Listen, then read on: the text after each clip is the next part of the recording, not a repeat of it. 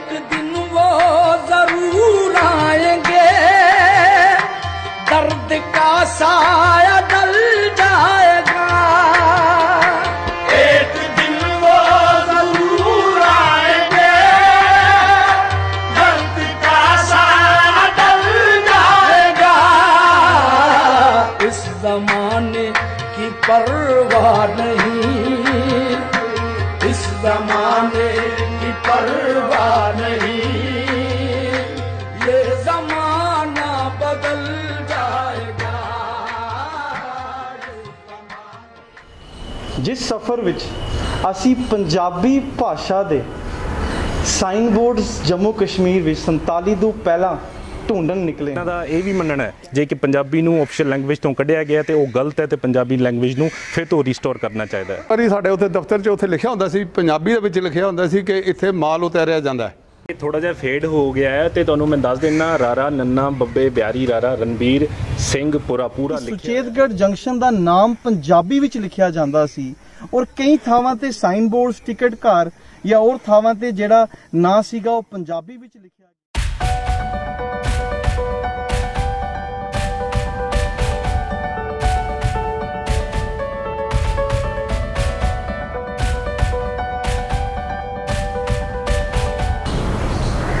ਸਾਰਿਆਂ ਨੂੰ ਸਾਡੀ ਵੱਲੋਂ ਪਿਆਰ ਭਰੀ ਸਤਿ ਸ਼੍ਰੀ ਅਕਾਲ। ਅੱਜ ਅਸੀਂ ਐਸੀ ਥਾਂ ਤੇ ਆਏ ਹਾਂ ਜਿਹੜਾ ਪੁਰਾਤਨ ਸਮੇਂ ਵਿੱਚ ਜੰਮੂ ਕਸ਼ਮੀਰ ਦਾ ਟਰਮੀਨਸ ਪੁਆਇੰਟ ਰੇਲਵੇ ਸਟੇਸ਼ਨ ਹੁੰਦਾ ਸੀ। ਅੱਜ ਅਸੀਂ ਇੱਕ ਐਸੇ ਸਫ਼ਰ ਤੇ ਨਿਕਲੇ ਹਾਂ ਜਿਸ ਸਫ਼ਰ ਵਿੱਚ ਅਸੀਂ ਪੰਜਾਬੀ ਭਾਸ਼ਾ ਦੇ ਸਾਈਨ ਬੋਰਡਸ ਜੰਮੂ ਕਸ਼ਮੀਰ ਵਿੱਚ 47 ਤੋਂ ਪਹਿਲਾਂ ਢੂੰਡਣ ਨਿਕਲੇ ਹਾਂ। ਅੱਜ ਸਾਡੇ ਨਾਲ ਇੱਕ ਐਸੇ ਸੱਜਣ ਹਨ ਜਿਹੜੇ ਪਿਛਲੇ 35 ਸਾਲਾਂ ਤੋਂ ਇसी ਥਾਂ ਤੇ ਉਹ ਕੰਮ ਕਰ ਰਹੇ ਹੈਗੇ। ਸਤਿ ਸ਼੍ਰੀ ਅਕਾਲ ਭਾਈ ਸਾਹਿਬ ਜੀ, ਤੁਹਾਡਾ ਨਾਮ? ਸਤਿ ਸ਼੍ਰੀ ਅਕਾਲ ਜੀ, ਮੇਰਾ ਨਾਮ ਸਰਦਾਰ ਅਮਰੀਕ ਸਿੰਘ ਸਾਸਨ ਹੈ। ਭਾਈ ਸਾਹਿਬ ਜੀ ਤੁਹਾਨੂੰ ਕਿੰਨੇ ਸਾਲ ਹੋ ਗਏ? ਮੈਂ ਤਕਰੀਬਨ ਅਗਰ ਤੁਸੀਂ ਸਾਲਾਂ ਦੀ ਗੱਲ ਕਰੋਗੇ ਤਾਂ ਮੇਰੀ ਉਮਰ ਜਿਹੜੀ ਹੈ ਤਕਰੀਬਨ ਸਾਰੀ ਇਸ ਏਰੀਏ ਦੇ ਵਿੱਚ ਹੀ ਗੁਜ਼ਰੀ, ਕਿਉਂਕਿ ਮੇਰੇ ਪਹਿਲਾਂ ਮੇਰੇ ਫਾਦਰ ਸਾਹਿਬ ਇੱਥੇ ਕੰਮ ਕਰਦੇ ਹੁੰਦੇ ਸੀ। ਜਦੋਂ ਫਾਦਰ ਸਾਹਿਬ ਨਾਲ ਇੱਥੇ ਆਉਂਦੇ ਸਾਂ ਜੀ ਜੀ, ਤੇ ਉੱਥੇ ਕਈ ਵਾਰੀ ਸਾਡੇ ਉੱਥੇ ਦਫ਼ਤਰ 'ਚ ਉੱਥੇ ਲਿਖਿਆ ਹੁੰਦਾ ਸੀ, ਪੰਜਾਬੀ ਦੇ ਵਿੱਚ ਲਿਖਿਆ ਹੁੰਦਾ ਸੀ ਕਿ ਇੱਥੇ ਮਾਲ ਉਤਾਰਿਆ ਜਾਂਦਾ ਹੈ। ਮਾਲ ਗੱਡੀ ਜਿਹੜੀ ਹੈ ਉਹ ਇੱਥੇ ਮਾਲ ਉਤਾਰਨ ਦਾ ਇਹ ਗੋਦਾਮ ਹੈ। ਪੰਜਾਬੀ ਦੇ ਵਿੱਚ ਵੀ ਹੈ ਸੀ, ਹਿੰਦੀ ਦੇ ਵਿੱਚ ਵੀ ਲਿਖਿਆ ਹੁੰਦਾ ਸੀ, ਇੰਗਲਿਸ਼ ਦੇ ਵਿੱਚ ਵੀ ਲਿਖਿਆ ਹੁੰਦਾ ਸੀ। ਔਰ ਇੱਥੇ ਦਫ਼ਤਰ ਹੁੰਦਾ ਸੀ ਇੱਕ, ਉਹ ਬਕਾਇਦਾ ਇੱਕ ਉਹਦੇ ਵਾਸਤੇ ਸੀ ਜਿਹੜੇ TT ਸਨ ਉਹਨਾਂ ਵਾਸਤੇ ਦਫ਼ਤਰ ਸੀ ਬਕਾਇਦਾ ਇੱਕ, ਔਰ ਉਹ ਟਿਕਟ ਸੈਕਸ਼ਨ ਸੀ, ਟਿਕਟਾਂ ਦਿੱਤੀਆਂ ਜਾਂਦੀਆਂ ਸਨ। ਉਹ ਮੈਂ ਆਪਣੀ ਅੱਖੀਂ ਵੀ ਦੇਖੇ ਤਾਂ ਉੱਥੇ ਲਿਖਿਆ ਹੁੰਦਾ ਸੀ ਕਿ ਇਹ ਟਿਕਟ ਘਰ ਹੈ ਜੀ। ਉਹ ਪੰਜਾਬੀ ਦਾ ਇੱਕ ਉਹ ਤਾਂ ਲਿਖਿਆ ਸੀ ਟਿਕਟ ਘਰ ਜੀ। ਉਹ ਅੱਜ ਠੀਕ ਹੈ, ਉਹ ਸੜਕ ਚੌੜੀ ਹੋਈ ਹੈ। ਜਿਹੜਾ ਲਿਖਿਆ ਸੀਗਾ ਪੰਜਾਬੀ 'ਚ, ਉਹ ਪੰਜਾਬੀ 'ਚ ਲਿਖਿਆ ਹੁੰਦਾ ਸੀ, ਇੰਗਲਿਸ਼ 'ਚ ਵੀ ਲਿਖਿਆ ਹੁੰਦਾ ਸੀ, ਮਤਲਬ ਕਿ 2-3 ਭਾਸ਼ਾ ਦੇ ਵਿੱਚ ਅਸੀਂ ਜ਼ਰੂਰ ਇਹਨਾਂ ਦੇ ਉਹ ਦੇਖਿਆ। ਹੁਣ ਸਾਡਾ ਜਿਹੜੀ ਅੱਜ ਦੀ ਖੋਜ ਹੈ, ਅਸੀਂ ਇਹ ਪਤਾ ਕਰਨ ਵਾਸਤੇ ਆਏ ਹਾਂ ਕਿ ਕਿਆ ਪੰਜਾਬੀ ਭਾਸ਼ਾ ਸਾਈਨ ਬੋਰਡਾਂ ਉੱਪਰ ਵੀ 47 ਤੋਂ ਪਹਿਲੇ ਇੱਥੇ ਲਿਖੀ ਜਾਂਦੀ ਸੀ, ਕਿਉਂਕਿ ਉਹ ਬਹੁਤ ਵੱਡੀ ਨਿਸ਼ਾਨੀ ਹੈ ਕਿ ਇੱਥੇ ਪੰਜਾਬੀ ਭਾਸ਼ਾ ਨਾ ਕੇਵਲ ਬੋਲੀ ਜਾਂਦੀ ਸੀ ਬਟ ਲਿਖੀ ਵੀ ਜਾਂਦੀ ਸੀ। ਉਹ ਸਾਨੂੰ ਇਹ ਵੀ ਪਤਾ ਚੱਲਿਆ ਕਿ ਕੁਝ ਦਹਾਕਿਆਂ ਪਹਿਲੇ ਈਵਨ ਜਿਹੜੇ ਤੁਸੀਂ ਬੈਂਕਾਂ ਦੇ ਫਾਰਮ ਭਰਦੇ ਸੀਗੇ ਉਹ ਵੀ ਪੰਜਾਬੀ ਵਿੱਚ ਲਿਖੇ ਜਾਂਦੇ ਸੀਗੇ। ਅੱਜ ਤੁਹਾਨੂੰ ਪਤਾ ਹੋਣਾ ਕਿ ਪੰਜਾਬੀ ਲਈ ਜਿੰਨੇ ਵੀ ਪੰਜਾਬੀ ਨਾਲ ਪਿਆਰ ਕਰਨ ਵਾਲੇ, ਜਿਹੜੇ ਪੰਜਾਬੀ ਨੂੰ ਆਪਣੀ ਮਾਂ ਬੋਲੀ ਸਮਝਦੇ ਨੇ, ਉਹ ਅੱਜ ਪੰਜਾਬੀ ਲਈ ਨਾ ਕੇਵਲ ਲੜ ਰਹੇ ਨੇ, ਪੰਜਾਬੀ ਭਾਸ਼ਾ ਨੂੰ ਇੱਥੇ ਲਾਗੂ ਕਰਨ ਲਈ ਸਰਕਾਰ ਕੋਲੋਂ ਮੰਗ ਕਰ ਰਹੇ ਨੇ, ਬਟ ਨਾਲ ਉਹ ਇਹ ਵੀ ਜਿਹੜਾ ਇੱਕ ਕਾਰਨ ਦੱਸ ਰਹੇ ਨੇ ਕਿ ਜਿੱਥੇ ਇਸ ਇਲਾਕਿਆਂ ਵਿੱਚ ਪੰਜਾਬੀ 47 ਤੋਂ ਪਹਿਲੇ ਸਾਈਨ ਬੋਰਡਾਂ ਉੱਪਰ ਬੋਲੀ ਜਾਂਦੀ ਸੀ, ਲਿਖੀ ਜਾਂਦੀ ਸੀ, ਇੱਥੇ ਪੰਜਾਬੀ ਦਾ ਇਨਫਲੂਐਂਸ ਕਈ ਸਾਲਾਂ ਤੋਂ ਰਿਹਾ ਹੈ। ਤੁਸੀਂ ਅੱਜ ਪੰਜਾਬੀ ਨੂੰ ਯਕਦਮ ਖਤਮ ਕਿਉਂ ਕਰਨ ਜਾ ਰਹੇ ਹੋ ਜੰਮੂ ਕਸ਼ਮੀਰ ਤੋਂ? ਕਿਆ ਤੁਸੀਂ ਇਸ ਗੱਲ ਨੂੰ ਮੰਨਦੇ ਹੋ ਕਿ ਵਾਕਿਆ ਹੀ 47 ਤੋਂ ਪਹਿਲੇ ਇੱਥੇ ਇੱਕ ਨਹੀਂ ਕਈ ਸਾਈਨ ਬੋਰਡ ਸੀਗੇ ਕਿ ਜਿੱਥੇ ਪੰਜਾਬੀ ਵਿੱਚ ਇੱਥੇ ਰੇਲਵੇ ਸਟੇਸ਼ਨ ਉੱਪਰ, ਜਿਸ ਤਰ੍ਹਾਂ ਤੁਸੀਂ ਕਿਹਾ ਟਿਕਟ ਘਰ ਉੱਪਰ ਲਿਖਿਆ ਗਿਆ ਸੀ ਪੰਜਾਬੀ ਵਿੱਚ, ਗੋਦਾਮ ਉੱਪਰ ਵੀ ਲਿਖਿਆ ਗਿਆ ਸੀ ਪੰਜਾਬੀ ਵਿੱਚ ਕਿ ਇੱਥੇ ਮਾਲ ਤਾਰਿਆ ਜਾਂਦਾ ਹੈ। ਤੁਸੀਂ ਇਸ ਗੱਲ ਨੂੰ ਕਿਸ ਹੱਦ ਤੱਕ ਸਹਿਮਤ ਸਮਝਦੇ ਹੋ ਕਿ ਇੱਥੇ ਪੰਜਾਬੀ ਪ੍ਰਮੁੱਖ ਬੋਲੀਆਂ ਵਿੱਚੋਂ ਸੀਗੀ 47 ਤੋਂ ਪਹਿਲੇ?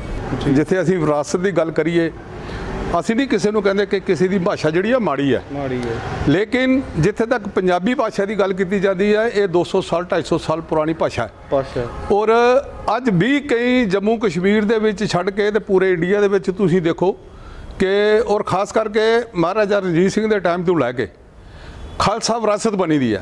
खालसा विरासत जिसले बनी है तो समझो तो कि जिसले खालसा विरासत बनी है तो जरूर पंजाबी का ही बर्ताव किया गया होना कि पंजाबी दे विच हर जगह का नाम लिखा गया होना, हर जगह दे विच असीं किसी की भाषा के विरोध च नहीं हाँ। लेकिन जिथे तक साडा जाति मसला है, जाति मसला जाति बन गया ये कि पंजाबी ही इन्होंने एक लभी है जिहड़ी इन्होंने अपने ऑफिशियल लैंगुएज चों कढ़ के ते बाहर कढ़ी है। और आने वाले समय दे विच भी असीं ये गल आखांगे जरूर कि जिहड़े भी लोग ये फैसले लैंदे पे घर बह के उन्होंने ये सोच लेना चाहिए कि पंजाबी बोली बड़ी मिठी है, पंजाबी भाषा बहुत अच्छी है। और खास करके जिस जम्मू कश्मीर दे विच मेरा ख्याल है कि जिहड़ा कोई साडा कश्मीरी भरा है ਉਹਦੇ ਨਾਲ भी गल करने ना वो भी कहता यार पंजाबी में बात करो ना। पंजाबी बोलते हैं और पंजाबी बोलते हैं, पंजाबी पढ़ते पे पंजाबी बोलते हैं, पहाड़ी भी पंजाबी बोलते। मेरे कोलों कई बंदे ऐसे साढ़े कोलों उन्होंने पंजाबी दे गुड़का साहब मंगवाए पे असीं पाठ करना होंदा यार पंजाबी दे विच। भाई साहब ने अपने विरसे बारे पंजाबी बारे बड़ी सोहनी गल्लां कीतियां ते सानू इतिहास नाल रूबरू कराया ते सानू ये भी दस्सिया कि ਜਿਹੜਾ ਪੁਰਾਤਨ ਸਮੇਂ ਦਾ ਇੱਥੇ ਰੇਲਵੇ ਸਟੇਸ਼ਨ ਸੀਗਾ, ਜਿਹੜਾ ਇੱਕ ਲੋਤਾ ਲਿੰਕ ਸੀਗਾ, ਇੱਕ ਰੀਜਨਲ ਲਿੰਕ ਸੀਗਾ ਲਹਿੰਦੇ ਪੰਜਾਬ ਦੇ ਨਾਲ, ਸਿਆਲਕੋਟ ਦੇ ਨਾਲ, ਉਸ ਰੇਲਵੇ ਸਟੇਸ਼ਨ ਦੇ ਵਿੱਚ ਕਈ ਥਾਵਾਂ ਤੇ ਪੰਜਾਬੀ ਸਾਈਨ ਬੋਰਡ ਮਿਲਦੇ ਸੀਗੇ ਔਰ ਭਾਈ ਸਾਹਿਬ ਨੇ ਆਪ ਵੇਖਿਆ ਹੈ। ਭੁੱਲੇ ਸ਼ਾਹ ਨੇ ਬੜੀ ਸੋਹਣੀ ਗੱਲ ਕੀ ਹੈ ਕਿ ਪੜ੍ਹ ਇਲਮ ਹਜ਼ਾਰ ਕਿਤਾਬਾਂ ਕਦੀ ਆਪਣੇ ਆਪ ਨੂੰ ਪੜ੍ਹਿਆ ਹੀ ਨਹੀਂ। ਅਸੀਂ ਆਪਣੇ ਅੰਦਰ ਝਾਂਕੀ ਮਾਰੀਏ, ਕਿਆ ਜੰਮੂ ਕਸ਼ਮੀਰ ਦੇ ਰਹਿਣ ਵਾਲੇ ਲੋਕ ਪੰਜਾਬੀ ਭਾਸ਼ਾ ਨਾਲ ਆਪਣੇ ਆਪ ਨੂੰ ਰਿਕਗਨਾਈਜ਼ ਨਹੀਂ ਕਰਦੇ? क्या उसनों अपनी माँ बोली नहीं समझते? क्या जम्मू कश्मीर पंजाबी की वरतों नहीं होंदी? जे पंजाबी की वरतों होंदी है पुरातन समय तो थावां तो पंजाबी के साइन बोर्ड के सबूत भी लभदे हैं, तो फिर पंजाबी भाषा को ऑफिशियल लैंगुएज दर्जा क्यों नहीं दिता गया? ये सरकार तो बहुत वड्डा साडा सवाल है। असी जिहड़ी वीर जी ने सानू थावां दसियां, असी उन्हां थावां ते चलांगे तो देखांगे कि क्या सानू पुरातन समय के कोई इस तरह के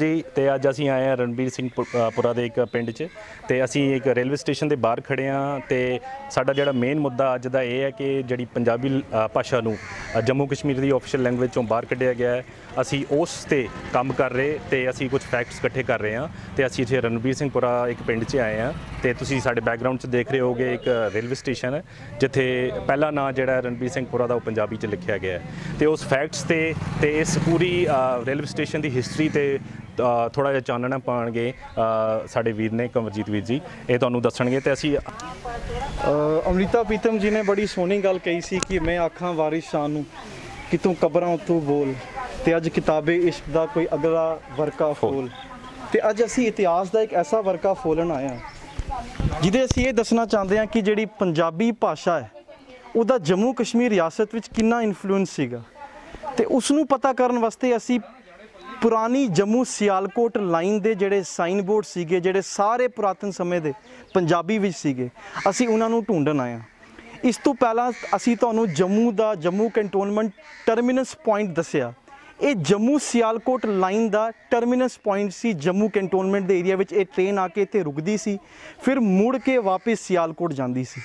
ये train north western state railway की लाइन का एक हिस्सा सीगी जिहड़ी वजीराबाद जंक्शन तो चल के सियालकोट जंक्शन आंदी सी। अगला स्टॉप इहदा सुचेतगढ़ होंदा सी, उस तो अगला स्टॉप होंदा सी रणबीर सिंह पुरा। रणबीर सिंह पुरा जिन्हों असी सारे लोग RS पुरा दे नाल भी जानते हाँ, ये पुरातन समय दे विच रेलवे स्टेशन जंक्शन होंदा सी। साडा पुराना रीजनल लिंक जम्मू दा पंजाब दे नाल इहो रस्ता होंदा सी जिहड़ा शुरू होंदा सी सियालकोट, सुचेतगढ़, RS पुरा, मीरा साहिब ते जम्मू कैंटोनमेंट भी जाके ख़त्म होंदा सी। ਤੇ ਜ਼ਿਲ੍ਹੇ ਕਿਸੇ ਵੀ ਭਾਸ਼ਾ ਨੂੰ ਸਾਈਨ ਬੋਰਡ ਉੱਪਰ ਰੇਲਵੇ ਸਟੇਸ਼ਨ ਵਿੱਚ ਲਿਖਿਆ ਜਾਂਦਾ ਹੈ ਤੇ ਬਹੁਤ ਵੱਡਾ ਸਬੂਤ ਹੈ ਕਿ ਉਸ ਟਾਈਮ ਵਿੱਚ ਲੋਕ ਨਾ ਕੇਵਲ ਪੰਜਾਬੀ ਬੋਲਦੇ ਸਨ, ਪੰਜਾਬੀ ਪੜ੍ਹਦੇ ਸਨ। ਵੀਡੀਓ ਦੇ ਅਗਲੇ ਪਾਰਟ ਵਿੱਚ ਤੁਹਾਨੂੰ ਕਈ ਇੱਥੇ ਦੇ ਨਿਵਾਸੀਆਂ ਨਾਲ ਵੀ ਮਿਲਾਵਾਂਗੇ ਜਿਹੜੇ 47 ਵੇਲੇ ਇੱਥੇ ਆਏ ਸੀਗੇ ਔਰ ਉਹ ਅੱਜ ਵੀ ਇੱਥੇ ਪੰਜਾਬੀ ਹੀ ਬੋਲਦੇ ਨੇ। ਉਹ ਚਾਹੇ ਸਿੱਖ ਪਰਿਵਾਰ ਤੋਂ ਹਨ, ਹਿੰਦੂ ਪਰਿਵਾਰ ਤੋਂ ਹਨ ਜਾਂ ਹੋਰ ਕਿਸੇ ਪਰਿਵਾਰ ਤੋਂ ਹਨ।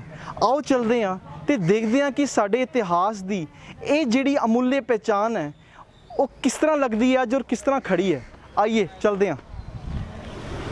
मैं अपने कैमरामैन ਨੂੰ ਜ਼ਰੂਰ ਬੋਲਾਂਗਾ ਕਿ ਪਹਿਲੇ ਨਾਂ ਤੇ ਇੱਕ ਵਾਰੀ ਫੋਕਸ ਮਾਰਨ ਕਿ ਪਹਿਲਾ ਨਾਂ ਪੰਜਾਬੀ ਗੁਰਮੁਖੀ ਸਕ੍ਰਿਪਟ ਵਿੱਚ ਲਿਖਿਆ ਹੈ ਰਣਬੀਰ ਸਿੰਘ ਪੁਰਾ। ਇਹ ਥੋੜਾ ਜਿਹਾ ਫੇਡ ਹੋ ਗਿਆ ਹੈ ਤੇ ਤੁਹਾਨੂੰ ਮੈਂ ਦੱਸ ਦਿੰਨਾ ਰਾਰਾ ਨੰਨਾ ਬੱਬੇ ਬਿਆਰੀ ਰਾਰਾ ਰਣਬੀਰ ਸਿੰਘ ਪੁਰਾ ਪੂਰਾ ਲਿਖਿਆ ਹੋਇਆ ਹੈ। ਫੇਡ ਹੋ ਗਿਆ ਹੈ, ਲੱਭ ਨਹੀਂ ਰਿਹਾ, ਬਟ ਜਿਹੜਾ ਮੇਨ ਜਿਹੜਾ ਪਹਿਲੀ ਲੈਂਗੁਏਜ ਜਿਹੜੀ ਯੂਜ਼ ਕੀਤੀ ਉਹ ਪੰਜਾਬੀ ਹੈ।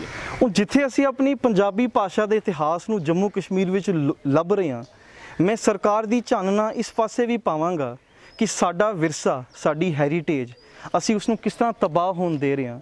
ਇਹ ਸਾਡੇ ਇਤਿਹਾਸ ਦੀ ਬਹੁਤ ਵੱਡੀ ਪਹਿਚਾਨ ਹੈ, ਲੇਕਿਨ ਅੱਜ ਦੇਖੋ ਇੱਥੇ ਸਿਰਫ ਝਾੜੀਆਂ ਲੱਭਣਗੀਆਂ ਤੇ ਇਹ ਬਿਲਡਿੰਗ ਸ਼ਾਇਦ ਪਤਾ ਨਹੀਂ ਕਿੰਨਾ ਸਮਾਂ ਜਿਹੜੀ ਹੈ। ਉਹ ਕੰਵਰਜੀਤ ਵੀਰ ਜੀ ਨੇ ਬਹੁਤ ਹੀ ਵਧੀਆ ਤਰੀਕੇ ਨਾਲ ਤੁਹਾਨੂੰ ਇਤਿਹਾਸ ਬਾਰੇ ਚਾਨਣਾ ਪਾਇਆ ਹੈ ਤੇ ਇੱਕ ਪੁਆਇੰਟ ਮੈਂ ਵੀ ਐਡ ਕਰਨਾ ਚਾਹਾਂਗਾ ਇੱਥੇ ਕਿ ਜੇਕਰ ਅਸੀਂ 1941 ਦਾ ਸੈਂਸਸ ਦੇਖੀਏ ਤੇ ਉੱਥੇ ਸਾਫ਼-ਸਾਫ਼ ਲਿਖਿਆ ਗਿਆ ਹੈ ਕਿ ਜਿਹੜੀ 3 ਮੇਨ ਲੈਂਗੁਏਜ ਇੱਥੇ ਵਰਤੀਆਂ ਜਾਂਦੀਆਂ ਸਨ ਉਹ ਪੰਜਾਬੀ, ਹਿੰਦੀ ਤੇ ਅੰਗਰੇਜ਼ੀ, ਈਵਨ ਕਿ ਉਰਦੂ ਤੇ 4 ਲੈਂਗੁਏਜ ਜਿਹੜੀਆਂ ਵਰਤੀਆਂ ਜਾਂਦੀਆਂ ਸਨ ਉਹ ਮੇਨ ਇਹੀ 4 ਲੈਂਗੁਏਜ ਸਨ ਤੇ 1941 ਦੇ ਸੈਂਸਸ 'ਚ ਪੂਰਾ ਮੈਂਸ਼ਨ ਕੀਤਾ ਹੋਇਆ। ਉਸ ਸੈਂਸੈਕਸ ਵਿੱਚ ਜਿਹੜਾ ਸੈਂਸੈਕਸ ਬ੍ਰਿਟਿਸ਼ ਸਰਕਾਰ ਦੀ ਵੱਲੋਂ ਆਰਜੇ ਰੈਨਫੋਰਡ ਉਸ ਵੇਲੇ ਸੈਂਸੈਕਸ ਕਮਿਸ਼ਨਰ ਸੀਗੇ, ਉਹਨਾਂ ਨੇ ਉਹ ਸੈਂਸੈਕਸ ਕੱਢਿਆ ਸੀਗਾ ਤੇ ਸੈਂਸੈਕਸ ਸਾਡੇ ਕੋਲ ਇੱਕ ਰਿਟਨ ਡਾਕੂਮੈਂਟ ਹੈ ਜਿਹੜਾ ਇਹ ਦੱਸਦਾ ਹੈ ਕਿ ਪੰਜਾਬੀ ਇੱਥੇ ਬੋਲਣ ਵਾਲੇ, ਲਿਖਣ ਵਾਲੇ ਬਹੁਤ ਲੋਕ ਸੀਗੇ ਔਰ 81 ਤੱਕ ਪੰਜਾਬੀ ਇੱਥੇ ਸਕੂਲਾਂ ਵਿੱਚ ਕੰਪਲਸਰੀ ਪੜ੍ਹਾਈ ਜਾਂਦੀ। मुझको कहाँ ढूंढे रे बंदे हो, मुझको कहाँ ढूंढे रे बंदे, मैं तो तेरे पास में, मैं तो तेरे पास में, मैं तो तेरे पास में बंदे, मैं तो तेरे पास में बंदे, मैं तो तेरे पास में, मैं तो तेरे पास में। ਤੇ ਤੁਸੀਂ ਰਣਬੀਰ ਸਿੰਘ ਪੁਰਾ ਅਸੀਂ ਇਸ ਵੇਲੇ ਖੜੇ ਹਾਂ, ਤੁਸੀਂ ਦੇਖ ਰਹੇ ਹੋਗੇ ਸਾਡੇ ਪਿੱਛੇ ਨਾਮ ਲਿਖਿਆ ਹੈ ਰਣਬੀਰ ਸਿੰਘ ਪੁਰਾ ਰੇਲਵੇ ਸਟੇਸ਼ਨ ਦਾ ਤੇ ਜਿਹੜਾ ਪਹਿਲਾ ਜਿਹੜੀ ਲੈਂਗੁਏਜ ਯੂਜ਼ ਕੀਤੀ ਹੈ ਇਹਨਾਂ ਨੇ ਉਹ ਪੰਜਾਬੀ ਹੈ ਤੇ ਇਥੋਂ ਸਾਫ਼ ਸਿੱਧ ਹੁੰਦਾ ਹੈ ਕਿ ਜਿਹੜੀ ਪੰਜਾਬੀ ਲੈਂਗੁਏਜ ਉਹ ਬਹੁਤ ਹੀ ਜ਼ਿਆਦਾ ਲੈਵਲ ਤੇ ਬੋਲੀ ਜਾਂਦੀ ਸੀ, ਬਹੁਤ ਜ਼ਿਆਦਾ ਪਰਸੈਂਟੇਜ ਜਿਹੜੀ ਲੋਕਾਂ ਦੀ ਉਹ ਪੰਜਾਬੀ ਲੈਂਗੁਏਜ ਬੋਲਦੇ ਸਨ, ਲਿਖਦੇ ਸਨ। ਆਂਟੀ ਜੀ ਬਹੁਤ ਬਹੁਤ ਸਵਾਗਤ ਹੈ ਤੁਹਾਡਾ ਤੇ ਅਸੀਂ ਤੁਹਾਨੂੰ ਪੁੱਛਣਾ ਚਾਹਾਂਗੇ ਕਿ ਇੱਥੇ ਦੇ ਜਿੰਨੇ ਵੀ ਲੋਕੀ ਨੇ ਜ਼ਿਆਦਾ ਕਿਹੜੀ ਭਾਸ਼ਾ ਯੂਜ਼ ਕਰਦੇ ਨੇ? ਪੰਜਾਬੀ ਜ਼ਿਆਦਾ ਬੋਲਦੇ ਨੇ ਤੇ ਤੁਸੀਂ ਆਪਣੇ ਘਰਾਂ 'ਚ ਪੰਜਾਬੀ ਬੋਲਦੇ ਹੋ ਤੇ ਤੁਹਾਡੀ ਰਿਸ਼ਤੇਦਾਰੀ ਜਿਹੜੀ ਹੈ ਸਾਰੇ ਪੰਜਾਬੀ 'ਚ ਤੇ ਤੁਸੀਂ ਆਪ ਹਿੰਦੂ ਆਪ ਹਿੰਦੂ ਹੋ ਤੇ ਸਾਰੇ ਤੁਹਾਡੇ ਪਰਿਵਾਰ 'ਚ ਜਿੰਨੇ ਵੀ ਲੋਕ ਸਾਰੇ ਪੰਜਾਬੀ ਬੋਲਦੇ ਆ ਤੇ ਤੁਹਾਨੂੰ ਕੀ ਲੱਗਦਾ ਹੈ ਕਿ ਜਿਹੜੀ ਪੰਜਾਬੀ ਨੂੰ ਆਫੀਸ਼ੀਅਲ ਲੈਂਗੁਏਜ 'ਚੋਂ ਕੱਢਿਆ ਗਿਆ ਹੈ ਉਹ ਸਹੀ ਕੀਤਾ ਜਾਂ ਗਲਤ ਕੀਤਾ ਤੇ ਅਸੀਂ ਇਹ ਕਹਿ ਸਕਦੇ ਹਾਂ ਕਿ ਤੁਹਾਡਾ ਜਿਹੜਾ ਮਨ ਹੈ ਤੁਸੀਂ ਚਾਹੁੰਦੇ ਹੋ ਕਿ ਪੰਜਾਬੀ ਲੈਂਗੁਏਜ ਨੂੰ ਐਡ ਕੀਤਾ ਜਾਏ ਤੇ ਇੱਥੇ ਜਿਹੜਾ ਮਹੱਲਾ ਹੈ ਤੁਹਾਡਾ ਇਹਦੇ 'ਚ ਕਿੰਨੇ ਲੋਕੀ ਪੰਜਾਬੀ ਬੋਲਦੇ ਆ? ਬਹੁਤ ਲੋਕ ਬੋਲਦੇ ਨੇ ਤੇ ਪਹਿਲੇ ਤੋਂ ਬੋਲਦੇ ਆ ਰਹੇ ਸ਼ੁਰੂ ਤੋਂ ਹੁਣ ਤੱਕ ਬੋਲਦੇ ਆ ਰਹੇ ਤੇ ਇਹਨਾਂ ਦਾ ਕਹਿਣਾ ਹੈ ਕਿ ਜਿਹੜੀ ਪੰਜਾਬੀ ਇੱਥੇ ਬੋਲੀ ਜਾਂਦੀ ਹੈ ਬਹੁਤ ਪੁਰਾਣੇ ਟਾਈਮ ਤੋਂ ਬੋਲੀ ਜਾਂਦੀ ਹੈ, ਸਾਡੇ ਘਰਾਂ 'ਚ ਪੰਜਾਬੀ ਵਰਤੀ ਜਾਂਦੀ ਹੈ, ਸਾਡੇ ਮਹੱਲੇ 'ਚ ਸਾਡੇ ਇੱਥੇ ਪਿੰਡ 'ਚ 99% ਲੋਕ ਜਿਹੜੇ ਨੇ ਉਹ ਪੰਜਾਬੀ ਬੋਲਦੇ ਨੇ ਤੇ ਇਹਨਾਂ ਦਾ ਇਹ ਵੀ ਮੰਨਣਾ ਹੈ ਜੇ ਕਿ ਪੰਜਾਬੀ ਨੂੰ ਆਫੀਸ਼ੀਅਲ ਲੈਂਗੁਏਜ ਤੋਂ ਕੱਢਿਆ ਗਿਆ ਤੇ ਉਹ ਗਲਤ ਹੈ ਤੇ ਪੰਜਾਬੀ ਲੈਂਗੁਏਜ ਨੂੰ ਫਿਰ ਤੋਂ ਰੀਸਟੋਰ ਕਰਨਾ ਚਾਹੀਦਾ ਹੈ ਤੇ ਤੁਸੀਂ ਬੈਕਗ੍ਰਾਉਂਡ 'ਚ ਦੇਖ ਸਕਦੇ ਹੋ।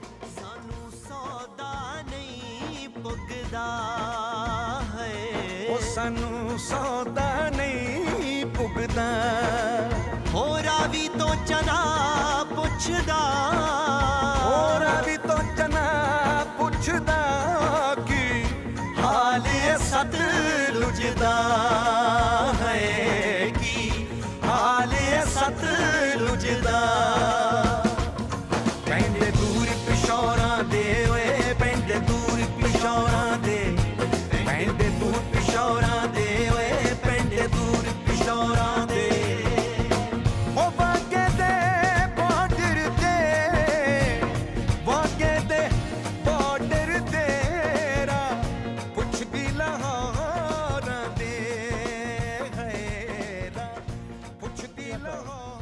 ਆਰਐਸਪੁਰਾ ਜੰਕਸ਼ਨ ਤੋਂ ਨਿਕਲ ਕੇ ਅਸੀਂ ਜੰਮੂ ਕਸ਼ਮੀਰ ਦਾ ਜਿਹੜਾ ਆਖਰੀ ਸਟਾਪ ਸੀ ਜੰਮੂ ਸਿਆਲਕੋਟ ਲਾਈਨ ਸੁਚੇਤਗੜ੍ਹ ਜੰਕਸ਼ਨ, ਅਸੀਂ ਉੱਥੇ ਆ ਕੇ ਪੁੱਜੇ ਹਾਂ। ਅਸੀਂ ਇੱਥੇ ਆਏ ਸੀ ਪੰਜਾਬੀ ਭਾਸ਼ਾ ਦੇ ਪੁਰਾਣੇ ਔਰ ਸਾਈਨ ਬੋਰਡਸ ਤੇ ਔਰ ਸਬੂਤ ਢੂੰਡਣ ਵਾਸਤੇ। ਅਸੀਂ ਤੁਹਾਨੂੰ ਇਹ ਦੱਸਣਾ ਚਾਹਾਂਗੇ, ਇੱਥੇ ਆਉਣ ਵੇਲੇ ਸਾਨੂੰ ਕਈ ਐਸੀ ਪੰਜਾਬੀ ਕਲਚਰਸ ਦੀਆਂ ਰੈਫਰੈਂਸਿਸ ਮਿਲੀਆਂ, ਪਿੰਡਾਂ ਦੇ ਕਈ ਐਸੇ ਨਾਮ ਮਿਲੇ, ਇੱਥੇ ਪੰਜਾਬੀ ਕਲਚਰ ਦਾ ਬਹੁਤ ਸਾਰਾ ਇਨਫਲੂਐਂਸ ਇੱਥੇ ਸਾਨੂੰ ਵੇਖਣ ਨੂੰ ਮਿਲਿਆ। ਉਹ ਸਾਨੂੰ ਇਹ ਵੀ ਕਿਸੇ ਨੇ ਦੱਸਿਆ ਸੀ ਕਿ ਸੁਚੇਤਗੜ੍ਹ ਜੰਕਸ਼ਨ ਦੇ ਵਿੱਚ ਜੋ ਅੱਜ ਇੱਕ ਬਾਰਡਰ ਪੋਸਟ ਹੈ ਇੰਡੀਆ ਦੀ, ਉਹਦੇ ਵਿੱਚ ਸਾਨੂੰ ਉੱਥੇ ਪੁਰਾਣੀਆਂ ਕਈ ਸਾਰੀਆਂ ਐਸੀਆਂ ਤਸਵੀਰਾਂ ਸੁਚੇਤਗੜ੍ਹ ਜੰਕਸ਼ਨ ਪੁਰਾਣੇ ਰੇਲਵੇ ਸਟੇਸ਼ਨ ਦੀਆਂ, ਜਿਹਦੇ ਵਿੱਚ ਇਹ ਸਾਨੂੰ ਪਤਾ ਚੱਲਦਾ ਹੈ ਕਿ ਸੁਚੇਤਗੜ੍ਹ ਜੰਕਸ਼ਨ ਦਾ ਨਾਮ ਪੰਜਾਬੀ ਵਿੱਚ ਲਿਖਿਆ ਜਾਂਦਾ ਸੀ ਔਰ ਕਈ ਥਾਵਾਂ ਤੇ ਸਾਈਨ ਬੋਰਡਸ, ਟਿਕਟ ਘਰ ਜਾਂ ਹੋਰ ਥਾਵਾਂ ਤੇ ਜਿਹੜਾ ਨਾਂ ਸੀਗਾ ਉਹ ਪੰਜਾਬੀ ਵਿੱਚ ਲਿਖਿਆ ਗਿਆ ਸੀ। ਮੈਂ ਆਪਣੇ ਕੈਮਰਾਮੈਨ ਨੂੰ ਬੋਲਾਂਗਾ ਕਿ ਉਹ ਜ਼ਰੂਰ ਇੱਕ ਵਾਰ ਉਸ ਥਾਂ ਤੇ ਪੈਨ ਕਰਨ ਜਿੱਥੇ ਅਸੀਂ ਜਾਣਾ ਸੀਗਾ, ਬਟ ਕੋਵਿਡ ਕਰੋਨਾ ਵਾਇਰਸ ਦੀ ਵਜ੍ਹਾ ਨਾਲ ਅਸੀਂ ਉਸ ਥਾਂ ਤੇ ਜਾ ਨਹੀਂ ਪਾਏ। ਹੁਣ ਇਹ ਤੁਸੀਂ ਦੇਖ ਰਹੇ ਹੋ, this is the outpost of ਫਰਮ ਦੀ ਇੰਡੀਅਨ ਸਾਈਡ। ਇਸ ਤੋਂ ਬਾਅਦ ਪਾਕਿਸਤਾਨ ਦਾ ਬਾਰਡਰ ਹੈ ਔਰ ਕਈ ਪਿਛਲੇ ਜਿਹੜੇ ਇਲਾਕੇ ਹਨ ਦੈਟ ਇਜ਼ ਇਨ ਪਾਕਿਸਤਾਨ। ਔਰ ਇੱਥੋਂ ਹੀ ਤੁਹਾਡੀ ਜਾਂਦੀ ਸੀ ਪੰਜਾਬ ਨੂੰ ਜੰਮੂ ਨਾਲ ਕਨੈਕਟ ਕਰਦੀ ਸੀ ਤੁਹਾਡੀ ਜੰਮੂ ਪੰਜਾਬ ਸਿਆਲਕੋਟ ਲਾਈਨ, ਜਿਹਦਾ ਟੋਟਲ ਡਿਸਟੈਂਸ ਅਰਾਊਂਡ 43 ਕਿਲੋਮੀਟਰ ਸੀਗਾ। ਕਾਫੀ ਬੁਰਾ ਲੱਗ ਰਿਹਾ ਹੈ ਕਿ ਇੰਨੇ ਕੋਲ ਆ ਕੇ ਵੀ ਅਸੀਂ ਉਹ ਸਬੂਤ ਨਹੀਂ ਢੂੰਡ ਪਾਏ, ਬਟ ਲੇਕਿਨ ਅੱਜ ਅਸੀਂ ਇਹ ਚੀਜ਼ ਐਸਟੈਬਲਿਸ਼ ਕਰ ਚੁੱਕੇ ਹਾਂ ਕਿ ਪੰਜਾਬੀ ਭਾਸ਼ਾ ਦਾ ਇੱਥੇ ਬਹੁਤ ਵੱਡਾ ਇਨਫਲੂਐਂਸ ਸੀਗਾ 47 ਤੋਂ ਪਹਿਲੇ ਔਰ ਉਸ ਤੋਂ ਵੀ ਕਈ ਦਹਾਕਿਆਂ ਪਹਿਲੇ। ਔਰ ਪੰਜਾਬੀ ਨਾ ਕੇਵਲ ਇੱਥੇ ਦੀ one of the recognised regional language ਸੀਗੀ, ਬਟ ਕੰਪਲਸਰੀ ਵੀ ਸਕੂਲਾਂ ਵਿੱਚ ਪੜ੍ਹਾਈ ਜਾਂਦੀ ਸੀ। ਮੇਰੇ ਨਾਲ ਸਪਿੰਦਰ ਵੀਰ ਜੀ ਹਨ, ਉਹਨਾਂ ਨੇ ਜੋ ਐਕਸਪੀਰੀਅੰਸ ਕੀਤਾ ਉਹ ਵੀ ਤੁਹਾਡੇ ਨਾਲ ਸਾਂਝਾ ਕਰਨਗੇ। ਜੇਕਰ ਗੱਲ ਕਰੀਏ ਇਸ ਰੋਡ ਦੀ, ਚਲੋ ਵੀਰ ਜੀ ਤੁਹਾਨੂੰ ਦੱਸਤਾ ਕਿ ਆਪਾਂ ਇਸ ਕਿਸ ਮਕਸਦ ਵਾਸਤੇ ਆਏ ਸੀ, ਤੇ ਜੇ ਤੇ ਗੱਲ ਕਰੀਏ ਆਪਾਂ ਜਿਸ ਵੇ ਤੋਂ ਆਏ ਆ ਤੇ ਸਾਨੂੰ ਜਿਹੜਾ ਵੀ ਬੰਦਾ ਮਿਲਿਆ ਆਪਾਂ ਉਹਨਾਂ ਨਾਲ ਕੋਈ ਵੀ ਕਨਵਰਸੇਸ਼ਨ ਕੀਤੀ ਹੈ ਉਹ ਪੰਜਾਬੀ 'ਚ ਹੋਈ ਹੈ। ਉਹ ਨਾ ਤੇ ਡੋਗਰੀ 'ਚ ਹੋਈ ਹੈ, ਨਾ ਇੱਕ ਪਿਓਰ ਹਿੰਦੀ 'ਚ ਹੋਈ ਹੈ, ਨਾ ਤੇ ਅੰਗਰੇਜ਼ੀ 'ਚ ਹੋਈ ਹੈ। ਉਹ ਜਿੰਨੀ ਵੀ ਸਾਡੀ ਗੱਲਬਾਤ ਕਿਸੇ ਨਾਲ ਹੋਈ ਹੈ ਉਹ ਹਰ ਕੋਈ ਬੰਦਾ ਇਹ ਕਹਿ ਰਿਹਾ ਹੈ ਕਿ ਇੱਥੇ ਹਰ ਕੋਈ ਬੰਦਾ ਪੰਜਾਬੀ ਬੋਲਦਾ ਹੈ। ਤੇ ਜੇਕਰ ਹੁਣ ਗੱਲ ਕਰੀਏ ਆਪਾਂ ਸਿਟੀ ਦੀ, ਜੇ ਆਪਾਂ ਇੱਥੋਂ ਸਾਰੇ ਪੁੰਛ ਤੋਂ ਇਸ ਆਰਐਸਪੁਰੇ ਤੋਂ ਜੇ ਸਿਟੀ 'ਚ ਰਹਿਣ ਲੋਕ ਗਏ ਆ ਤੇ ਉਹ ਪਹਿਲਾਂ ਇੱਥੇ ਪੰਜਾਬੀ ਬੋਲਦੇ ਸੀ ਤੇ ਸਿਟੀ 'ਚ ਜਾ ਕੇ ਵੀ ਉਹਨਾਂ ਨੇ ਪੰਜਾਬੀ ਬੋਲੀ ਹੈ। ਤੇ ਅਸੀਂ ਗਵਰਨਮੈਂਟ ਨੂੰ ਰਿਕੁਐਸਟ ਕਰਾਂਗੇ ਕਿ ਜਿਹੜਾ ਵੀ ਉਹਨਾਂ ਨੇ ਫੈਸਲਾ ਲਿਆ ਹੈ ਉਸ ਫੈਸਲੇ ਨੂੰ ਉਹ ਜਲਦੀ ਤੋਂ ਜਲਦੀ ਰਿਵੋਕ ਕਰਨ। ਸਾਡੇ ਕੋਲ ਹੋਰ ਸਬੂਤ ਇਕੱਠੇ ਹੋ ਸਕਦੇ ਆ ਤੇ ਅਸੀਂ ਗਵਰਨਮੈਂਟ ਦੇ ਸਾਹਮਣੇ ਉਹਨਾਂ ਸਬੂਤਾਂ ਨੂੰ ਰੱਖਾਂਗੇ ਕਿ ਇੱਕ ਪੰਜਾਬੀ ਜਿਹੜੀ ਲੈਂਗੁਏਜ ਹੈ ਇਹ ਪੁਰਾਣੇ ਟਾਈਮ ਤੋਂ ਚੱਲਦੀ ਆ ਰਹੀ ਹੈ ਤੇ ਇਹਦਾ ਇੱਕ ਇਨਫਲੂਐਂਸ ਸੀ।